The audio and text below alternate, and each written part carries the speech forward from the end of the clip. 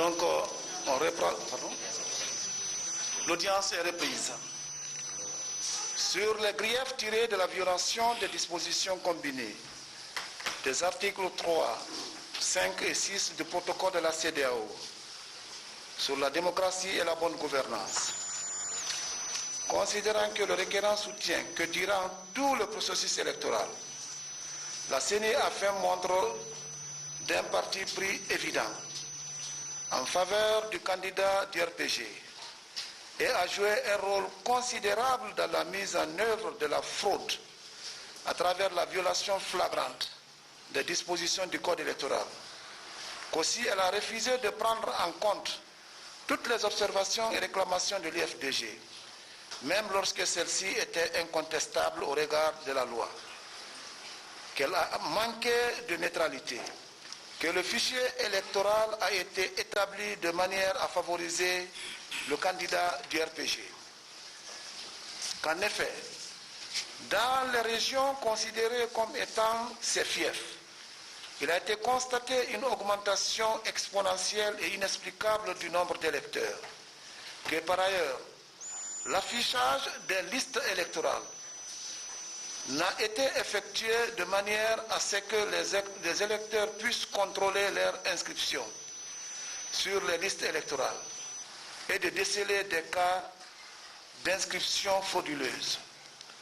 Que le processus électoral a manqué totalement de transparence depuis l'établissement des listes électorales jusqu'à la totalisation de votes par la CENI, en passant par la centralisation au niveau des CACV. Considérant que le requérant, en reprochant à la CENI le manque de neutralité, n'apporte aucune preuve éloquente et pertinente justifiant cette allégation, permettant à la Cour d'asseoir sa conviction, que par ailleurs, en vertu des dispositions des articles 25, 26 du Code électoral révisé, les réclamations relatives au tableau d'inscription et de radiation sont consignées dans un registre ouvert à cet effet au bureau de démembrement de la CENI.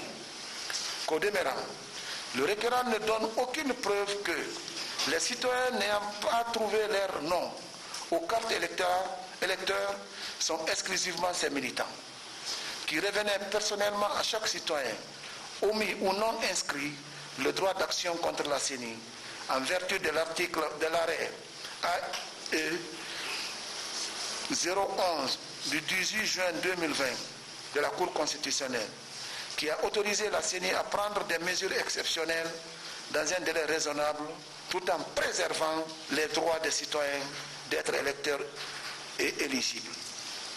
Qu'il s'ensuit que le requérant ne peut s'en prévaloir pour agir en leur nom et pour leur compte.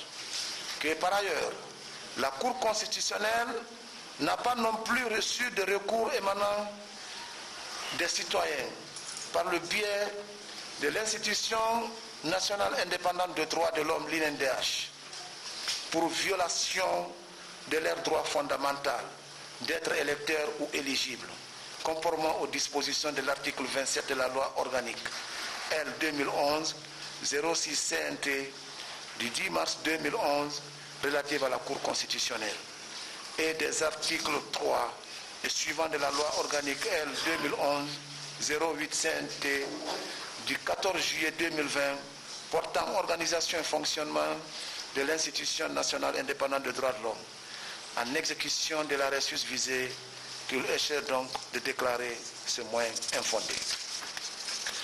Considérant que, s'agissant de la question relative au fichier électoral, le requérant n'a pas donné la preuve d'un fichier électoral élaboré ou établi de manière à favoriser le RPG arc-en-ciel, qu'un fichier électoral enregistre les citoyens ayant acquis le droit d'être électeurs et non les militants d'un parti politique. Qu'en tout état de cause, il ressort du rapport d'audit du dit fichier par les experts dûment mandatés par la CEDEAO, sa validation pour le scrutin présidentiel du 18 octobre, que dès lors, ce grief ne saurait prospérer. De la requête de M. Ibrahima Abessila, considérant que le requérant allègue les violations de la règle d'égalité et du principe d'universalité. Sur le grief tiré de la violation de la règle d'égalité, considérant que le requérant allègue la violation de la Constitution en ses articles 1, alinéa 2, article 1, alinéa 2, 3, 9, alinéa 1, et du Code électoral révisé en son article 1er du pacte relatif aux droits civils et politiques de 1966, en son article 25, que la règle d'égalité est violée par différentes entraves à la liberté de manifestation, de réunion, de vote, en raison de l'atmosphère de violence et de peur imposée par les agents de l'État, les organismes locaux d'IRPG et les mouvements de soutien à la mouvance présidentielle appuyés par les services de sécurité, que de nombreux électeurs de l'opposition n'ont pu accéder au bureau de vote, que pour ce motif, il est sollicité à la Cour d'annuler l'élection présidentielle du 18 octobre 2020. Considérant que le requérant soutient la violation de la règle d'égalité, sans démontrer en quoi et comment ce droit a-t-il été violé, ni impact de cette violation sur le résultat de l'élection présidentielle de 18 octobre 2020, que ce moyen ne peut prospérer et doit être rejeté. Sur les griefs tirés de la violation du principe d'universalité, considérant que le requérant soutient que l'article 2, alinéa 3 de la Constitution et l'article 1er du Code électoral disposent que le suffrage est universel, que ces dispositions constitutionnelles et légales posent la règle de la participation inclusive de tous les citoyens, que d'une part, la CENI décide qu'un seul candidat sur les 12 serait destinataire du procès verbal, en violation de la décision rendue par la Cour constitutionnelle et des dispositions légales susvisées, que d'autre part, au lieu d'une copie ou d'un exemplaire tel que prévoit la loi, la CENI décide que ce serait le 6e feuillet du procès verbal, qu'il demande à la Cour d'annuler l'ensemble des procès verbaux établis en violation des dispositions susvisées du Code électoral, de prononcer l'annulation des résultats du vote des CACV et des bureaux de vote où ces irrégularités sont survenues. Considérant que le requérant soutient l'annulation de l'ensemble des procès-verbaux établis en violation des dispositions susvisées, que la Cour constitutionnelle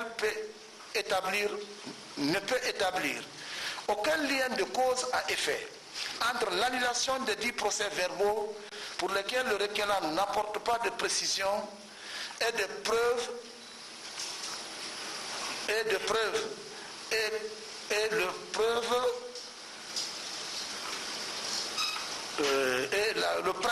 le principe d'universalité du suffrage qu'il allègue. Que de même, le requérant n'a pu établir un lien entre la prétendue violation du principe d'universalité du suffrage et le motif d'annulation demandé. Qu'il n'apporte pas non plus la justification d'une discrimination ou d'incidence d'une prétendue violation du suffrage universel sur son suffrage récolté, qui ressort aussi de l'examen par la Cour qu'aucun représentant de candidat n'a eu le privilège de recevoir des copies du procès verbal des bureaux de vote, au détriment des autres partis ou représentants, que dès lors, il échec de déclarer ce moyen infondé et le rejeter.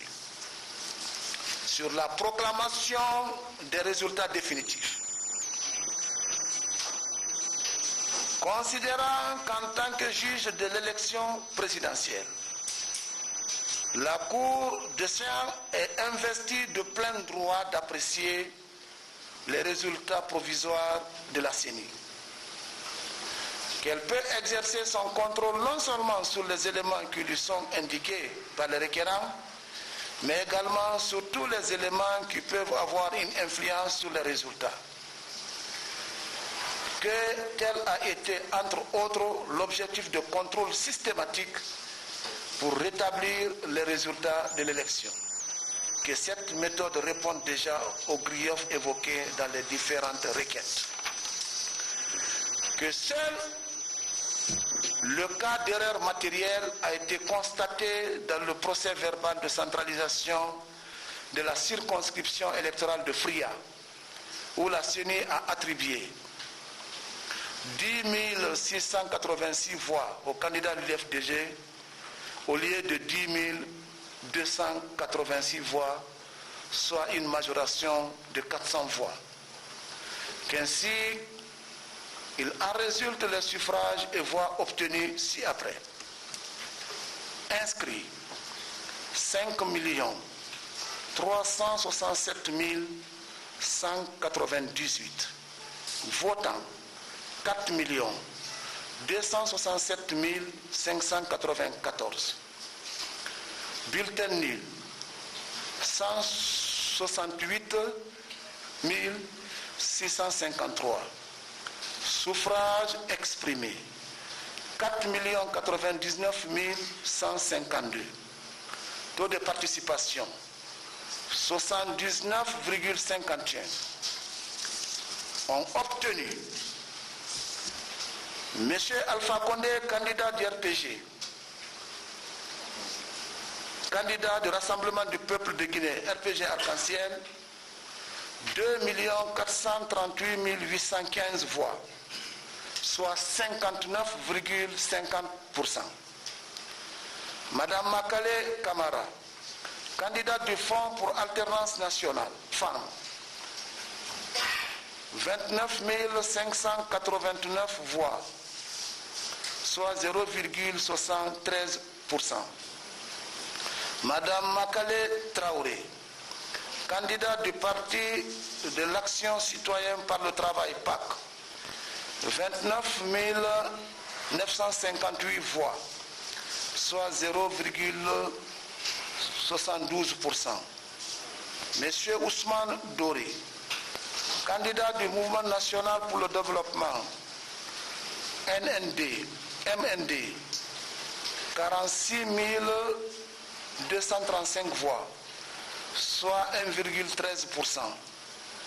Monsieur Abdoulaye Kourouma, candidat du Rassemblement pour la Renaissance et le Développement, RDD, 19 073 voix, soit 0,49%.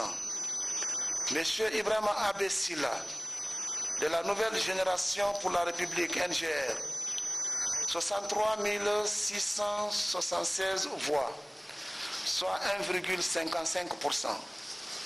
Monsieur Mamadou Selou Dalen Diallo, candidat de l'Union des forces démocratiques de Guinée, l'IFDG, 1 372 000 voix, 12 920 voix, soit 33,49%. Monsieur Mandiou Moro Sidibé, candidat de l'Alliance des forces pour le changement, AFC, 10 362 voix, soit 0,25%. Monsieur Ousmane Kaba, candidat du Parti des démocrates pour l'espoir, PADES, 48 623 voix, soit 1,19%. Monsieur Abdoulaye Kabele Kamara, candidat du Rassemblement guinéen pour le développement, RGD, 22 507 voix, soit 0,55%. Monsieur Laye Suleiman Diallo, candidat du Parti de Liberté et du Progrès, PLP, 9 619 voix, soit 0,23%. Monsieur Bouya Kouonate, candidat de l'Union pour la défense des intérêts républicains, UDIR, 7 544 voix, soit 0,18%. Considérant qu'au terme de l'article 41 de la Constitution, l'élection du président de la République est acquise à la majorité absolue des suffrages exprimés.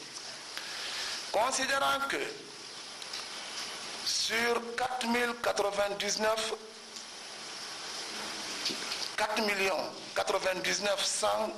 152 suffrages exprimés, M. Alpha Condé, candidat du RPG Arc-en-Ciel, a recueilli 2 438 815 voix, soit 50%, supérieur à la majorité requise, qu'il convient donc de le proclamer élu dès le premier tour président de la République de Guinée au terme du scrutin du 18 octobre 2020.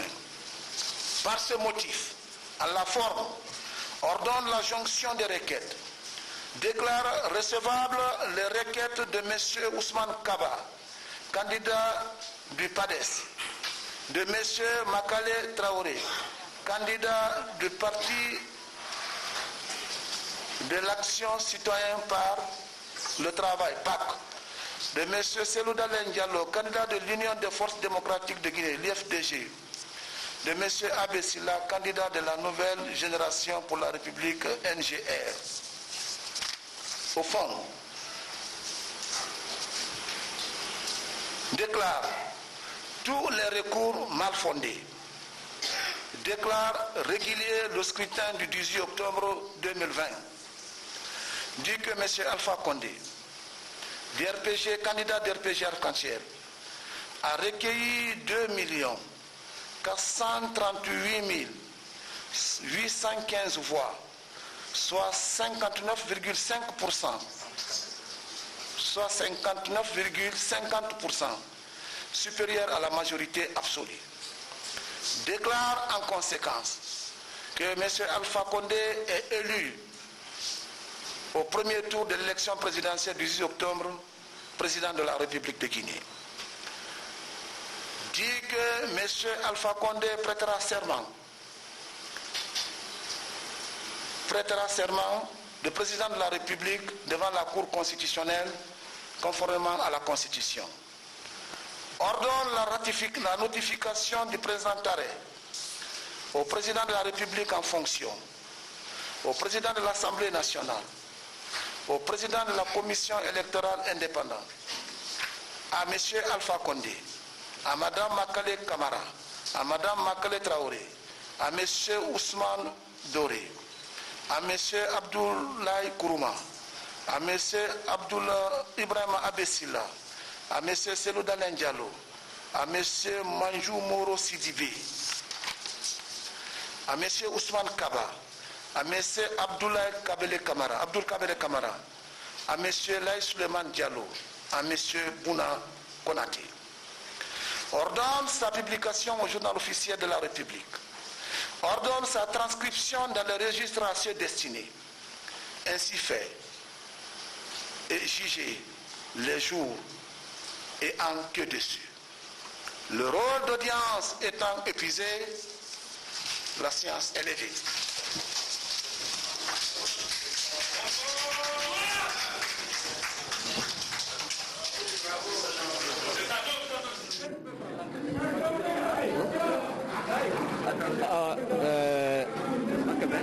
Alors, le nouveau président de la République est bien professeur Alpha Condé. Il a 59,50% selon la Cour constitutionnelle. Et la Cour constitutionnelle